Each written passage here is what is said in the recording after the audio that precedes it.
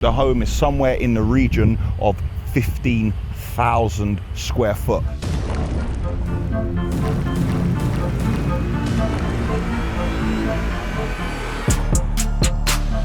It's Monday morning. I'm in the yard.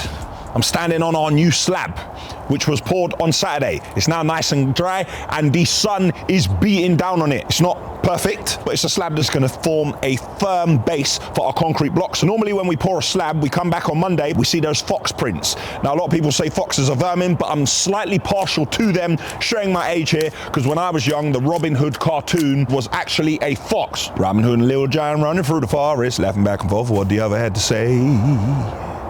Doing this and this and that, having such a good time. Oodle-lolly, golly, what a day. I'm quite happy with this slab, and the train was in earlier. Lads, now this time show the train, but we're not gonna have any music, just have the sounds of the actual offload, so you can hear the LH60 and you can hear the material hitting the deck.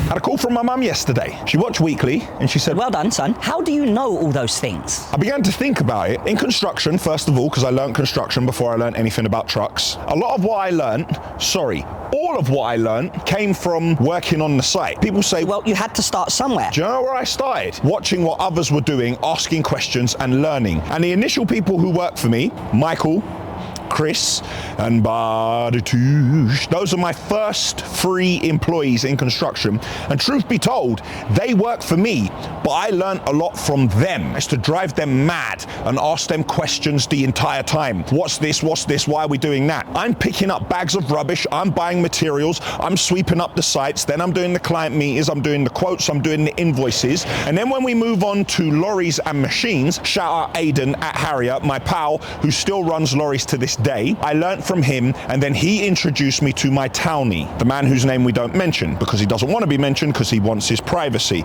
So when he goes for a drink at the pub on Sunday, people don't be driving him mad, talking rubbish in his ears, and then I get it on Monday and I fear for my camera and for my entire video team. I learnt it all from my townie. Being underneath the lorry with him, all the MOTs, all the repairs. I used to buy older lorries when I started. I used to buy DAFs, I don't buy them anymore. Trying to fix everything, going through the lorry completely on the chassis, all the broken wires, all the brake chambers, all the discs, the drums, the prop, underrun bars on the back. And when parts were needed for the trucks, I went and bought the parts. And I'd come back with these parts to fix the truck, and I would have bought the wrong parts, and I have to drive straight back. And on the business side of things, I just learned as I was going, and I bounced ideas off other people. I learned from some of my clients. I learned from some of my suppliers. So when I'm having conversations with them, the way they're dealing with me and snookering me and putting me into positions, I thought, no problem. You did that to me, I've learned. And that is how I've done it.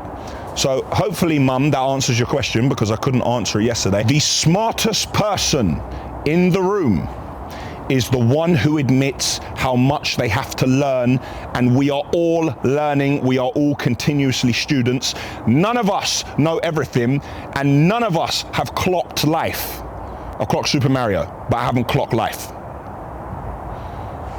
His wheel was completely off the rim in the yard. So how many tires we repaired today? That's repaired. That's repaired. That's repaired. 6 or 7 tires already this morning we've done work on. Yeah. Why are you working here in the dark, man? We got lights. Yeah, don't need to waste your electric. Are you dry in here? I'm dry. It's just you can't odds what's happening from the road. Tires. Yeah. The tires are coming it's in from the normally tip. pulling the tires off. Oh, is it? The wheels. Ah. So yeah, here as you can see, it's not bad at all. But obviously, physically pulling wheels off. Yeah. Off the hubs with the motors. You can't help that. Well, you heard the man. We've got plenty of tires to repair. Again.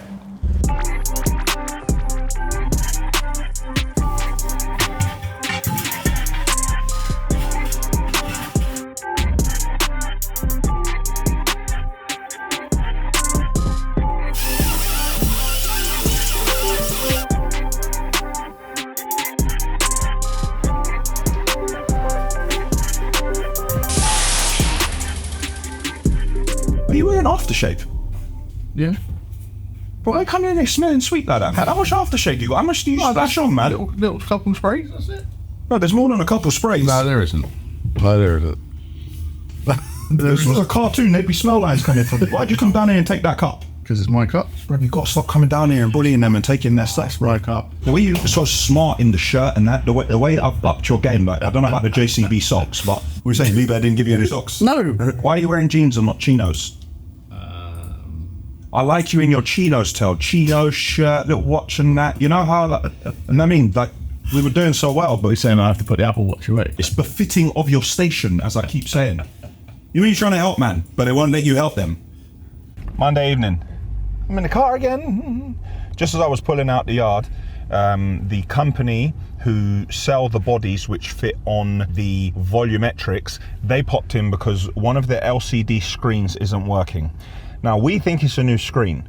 I hope it isn't, because they're $2.5 grand, and it's just money that's just going down the drain. I always find myself paying for something and thinking, has this happened? I can see that they were doing some fault finding, trying to work out if it was a broken wire and not the screen. I hope it's a broken wire and they can fix it and get it going again. In other news, a couple of weeks back, I was telling you about the money that we were waiting for from HMRC, the 100 grand in VAT for all the kit that we've been buying. Well, we still haven't got it back because they ask questions, we answer them. They ask questions, we answer them. And then they ask the first set of questions again and we answer them again. And now we've paid for VAT on another truck, the one that you saw came last week, and now they've got even more of our VAT money and they're in no rush to give it back. And we need that money back because we can't just keep giving VAT that we're not getting back because we don't have cash reserves of hundreds upon hundreds of thousands of pounds. So I'd very much like my money back so we can make a purchase and actually buy new trucks and get ourselves in the exact same position again when they don't want to give it back to us.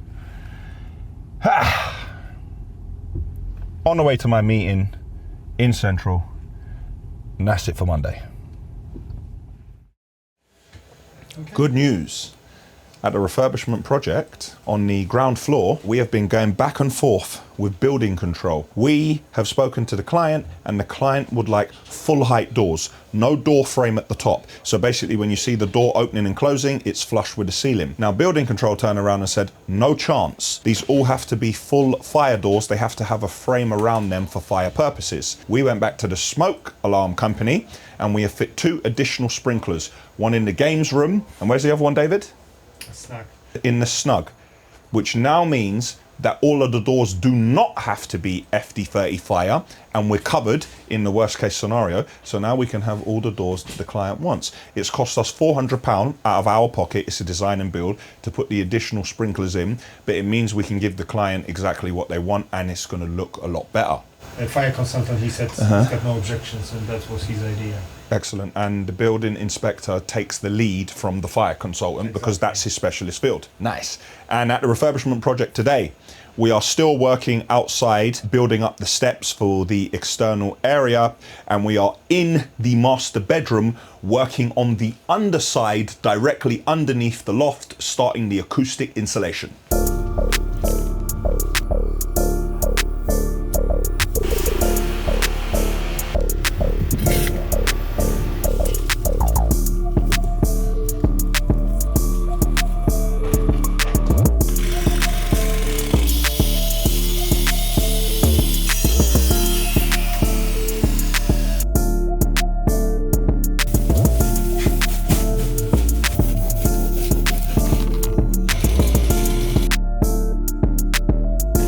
Have a look at the new bays, what we're starting to construct. Definitely gonna have to do something across this edge. Probably use like a lean mix and slope it off. I could build this up with material, but if I build it up with material, it's gonna wear away underneath the shovel, so I definitely need to do something here to support. Them perfect fits there. You'll see how it's tied into the back wall. And you can see these steels we did 2 years ago that supports all the pressure. This is the strongest part of the wall, and this is locked into the side walls. So when the blocks are built up around this again afterwards, it keeps this area nice and strong. And as we have a flat base and not going to be built up that high, these will be perfect.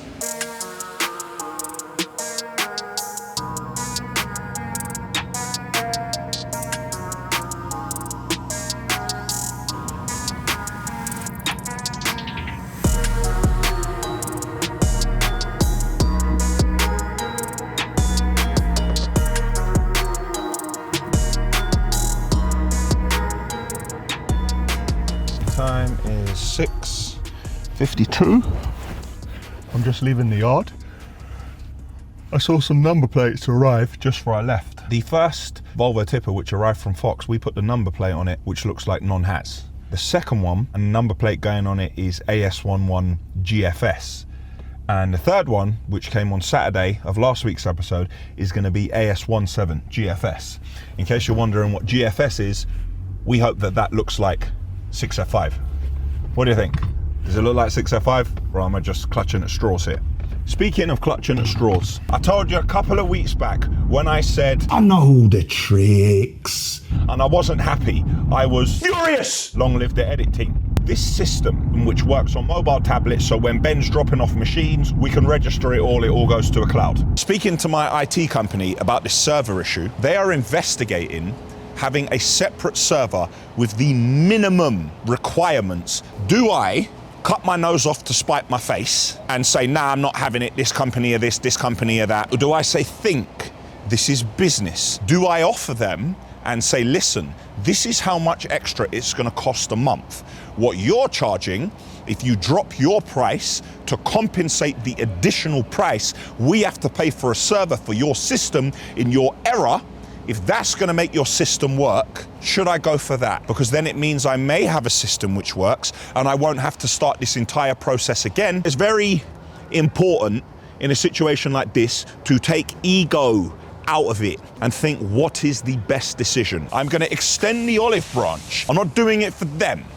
I'm doing it for Ashville. Let's see what happens and if there can still be a resolution, which they didn't find, which we found. So they're saying that we haven't provided a price for the server. So I called my IT company. They can't provide a price because they've been asking the company for 2 weeks to provide the minimum requirements of the server, and no one has got back to them. So I've had to jump in and send an email and say, why have you not answered? That's why we can't provide a price.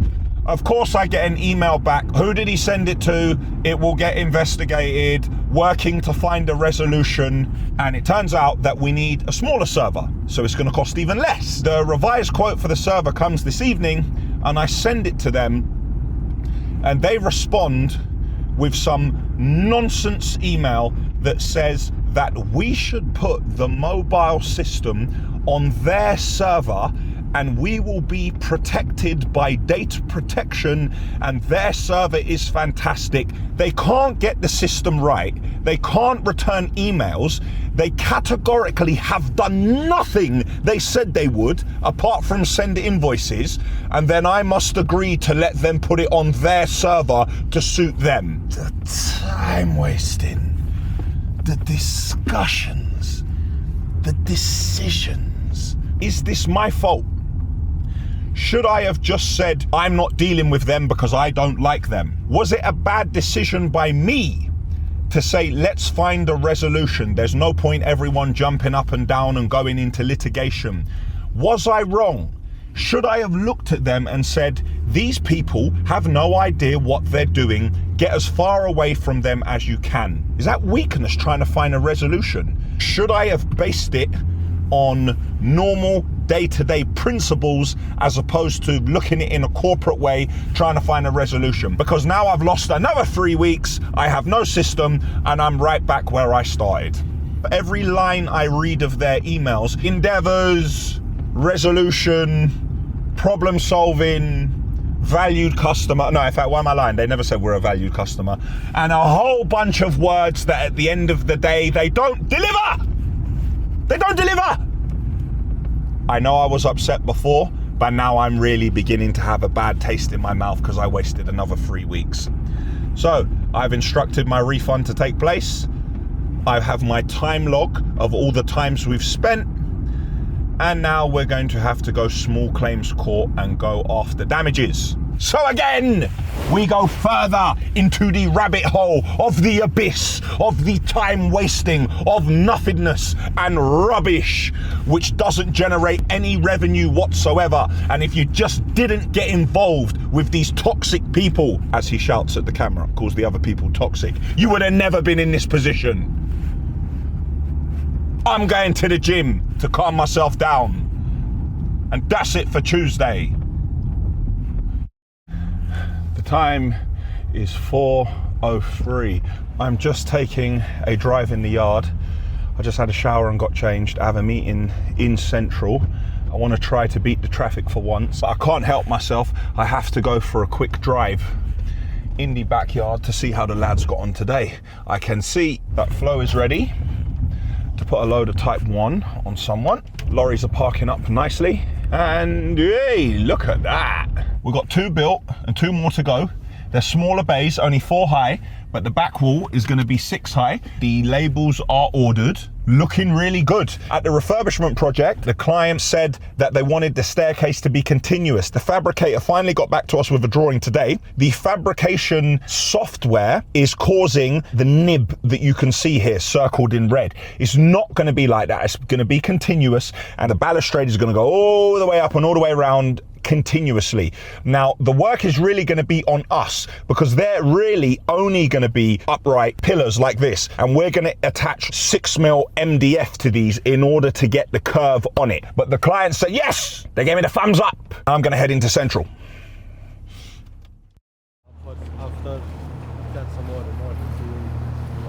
It's going all right, yeah?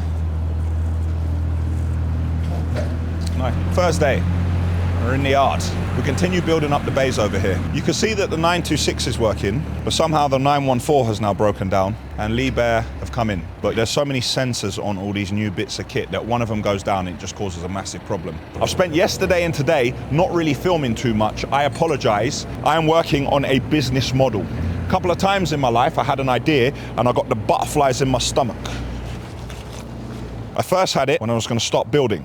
Then I had it when I decided on Ashville aggregates. Then I had it with concrete. Then I had it with videos, and then I had it with plant hire. Well, I got it again, but I'm a changed man. It's all going onto an Excel spreadsheet. I'm creating monthly expenses of that business, what it will cost. I'm putting together the startup costs. This is how much it's going to be. I've even included monthlies for invoice finance, the loan we need to set this business up, because it's a big business. It's what the interest will be, and I've based it all on worst case scenarios. Everything I've learned over the past 20 years and killing myself in this yard, it's all going into this spreadsheet. So you put a couple of sums in, you think it's the best business ever, and then you add some more sums, you think, nah, this is dead. And then you add some more and you think, this does work, but does it work enough that I want to go and start all over again? One thing I will tell you is that it is diversifying within construction. Again, I've got to stick to what I know. Many would argue that I don't know anything about anything and I'm a clown. I feel like I know this product and service relatively well because we use it. That's enough. I'm not going to give you any more. I'm on the road again. I'm heading to the airport and I'm going to get on the plane again. I'm heading to Dubai, but I'm not going on holiday. I shall be working with this new business I was telling you about. I'm completely consumed by it. The entire time it's all I think of. What's jokes is the more you think about it, the more reasons you find not to do it. That's why you make appraisals of the business. That hamster is on that treadmill at 200 miles an hour. And I'll be doing it on the entire time on the plane, which isn't good. I take off at 10 p.m. I land in Dubai at 8:30 a.m. and I'm due to start at about 2 p.m. And if the hotel doesn't let me check in, have an early check-in, which I think they will, then I'm gonna be homeless for a couple of hours in the sun sweating. Because like an intelligent person, I wore the best color I could possibly wear to be left outside in the sun, didn't I? Of course I did. Forward! For glory, for Ashville, for Sparta. I'm just in the lounge. Flight is boarding in about 10 minutes. I know a gentleman who was going to venture into the business area which I'm talking about. So I gave him a call and I said, maybe you know something I don't, because from what I'm looking at, it stacks up. So why didn't you do it? And he said to me he didn't do it for other reasons outside of it, but for him it stacked up. But he was committed elsewhere, he had other plans. It's something he may revisit in the future, but possibly not in the area. I'm considering it. So it's always good to have a network of people around you who also do business, because you can bounce it off them and they can be a sounding board. But what's really good is to have people that don't give you advice which has an ulterior motive which suits themselves. Somebody actually giving you genuine advice on what they think which is best for you is something really good. So it is good that I do have some people around me like that. But what's not good is my finger is absolutely killing me. We did the tyre test video and things don't always go according to plan. Testing the cage my Townie made in-house to see if it can keep a tyre technician safe in the worst case scenario where a tyre explodes with 12 tons of pressure. Click here to watch the video if you haven't watched it yet. And I have a piece of metal stuck in my finger and I tried to dig it out earlier with a needle and I ended up pushing the metal further into my hand and it's absolutely killing me.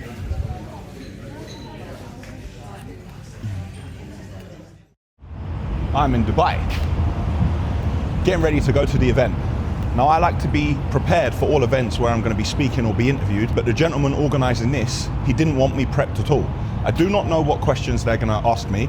He wants all the questions off the cuff, he wants real energy, and he wants me to tell the truth on everything, which you know I can do, because I do it every week on Ashville Weekly. It's going to be based around construction and growing construction businesses, I think. And speaking of construction, at the Refurbishment Project today, finally, at last, the window installation starts.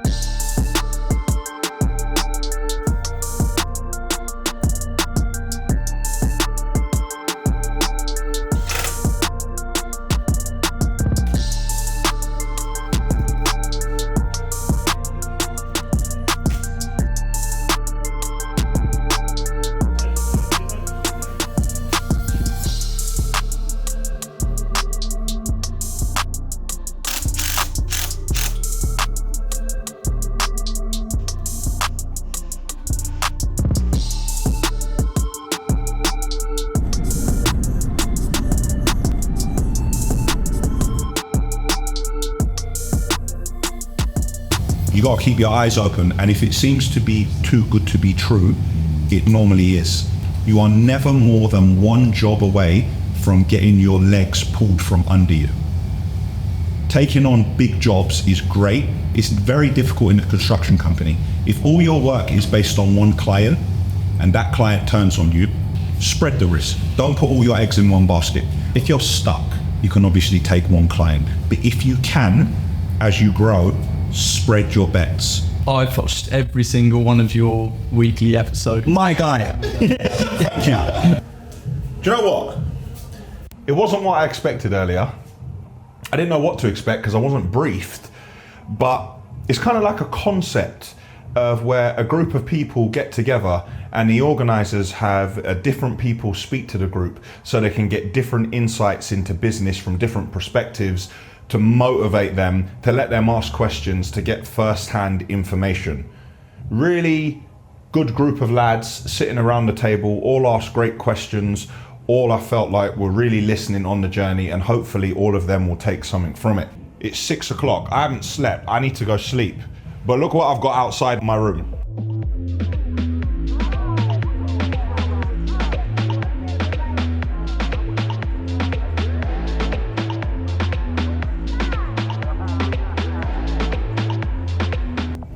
I guess a cat nap is out of the question. And today at the yard, the gentleman you've seen in the past from NW Office Furniture was back in the yard and he was doing some repairs of our office chairs.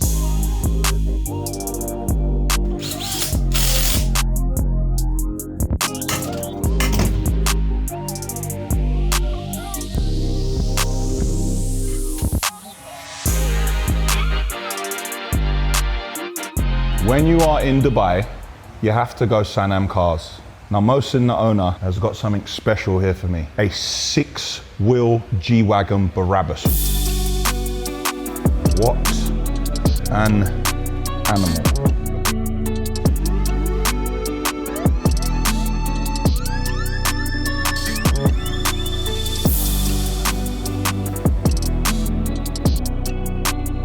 Now before you say it, I know I'm not a car guy, but with this we're bordering on trucks. I don't know how you don't need to be on taco. Now tell me, do we want to see a review of this or do we want to leave it to the car guys? Or does someone who drives trucks need to review this and really give their opinion on it? What do you think? It's Saturday, I'm not in the yard. I'm in Dubai Hills. Earlier you saw I was at Sanam Cars. Well, my friend Mohsin, it's an honor to come back and see how well he's doing. I was here in 2019 and 2020 and I saw the size of his showroom. His business has grown significantly. The showroom's a lot bigger. There's well over 150 luxury cars there and things are going really well. Which brings me on to my next point. Here is a 12,000 foot lot where Mohsin is building his personal home. And guess what? He said that I can cover this build from start to finish. This is going to be a state-of-the-art, luxury, high-end home, no expense spared. And I think the home is somewhere in the region of 15,000 square foot. It's slightly different from the way they build in the UK. I think the majority of this structure is going to be concrete and glass. Put up a couple of time-lapse cameras and periodically throughout the build at significant points in the construction timeline, I'm going to film it and take you through it part by part and probably make it into a little series and then do a showcase at the end of it. In the yard, the lads got on really well. As Saturday closed out, we managed to build the bays which are on the new concrete slab. Now we only managed to go 4 high because we ran out of concrete blocks because we keep selling them. You see Ben keeps delivering them, but now it means that we can start pouring more blocks and we can build the final 2 bays, and then we're going to have all of our new 6 bays. But one thing we do need to do next week, Dudek and the lads are going to come in and we're going to build a ramp to go up to the concrete slab, because as you can see there's a very sharp edge on the end of it. And that's it for Ashville Weekly episode 164. Click here for the Ashville website, click here to subscribe to our channel, click here to see an Ashville video you may not have seen before, and click here for last week's episode, which was number 163.